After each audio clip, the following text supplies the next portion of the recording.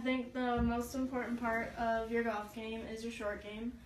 So I think practicing helps get strokes taken off of your score. So I'm going to show you guys tips on how to improve your form for chipping and putting, which is your short game. So with chipping, to grip the club, you can either have an interlocking grip or you can have this grip. I most likely like this one. To grip the club, you want it loose in your hands, and just like this. You want to position the ball more towards the back of your foot when you make contact with the ball. And when you do that, you're going to put your arms back. You want your left arm straight and your right arm tucked into your left side. With this, you're going to follow through all the way up to about here. With this, you want your hips and your shoulders to be in sync, going like this.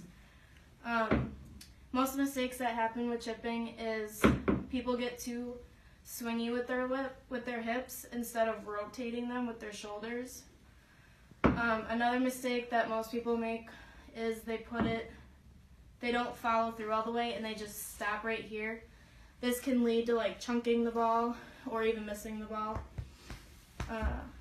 Practices you can do with chipping, you can do them at the driving range, on the putting green at golf courses. I prefer to do the putting greens on the golf courses because they have several holes that you can chip to, and you can read the greens to know which direction they're going to. And you can take 3 balls and practice all that, like following through the ball. After you've been done chipping and you've got that down, I suggest putting for last because it's more difficult.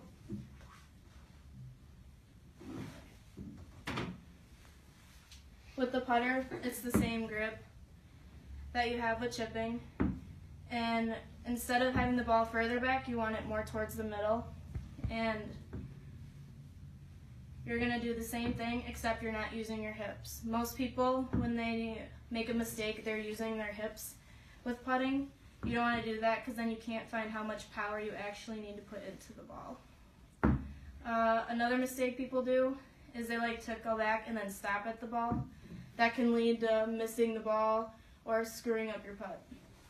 So you really want to make sure you bring it back and follow through. Tips to improve your putting would be the same thing for chipping. You take 3 or 4 balls, and you aim at different holes on the putting green so you can find which way they're splitting, how much power you need to put into them. You can also go out and like take lessons because practice is such an important part of putting and chipping.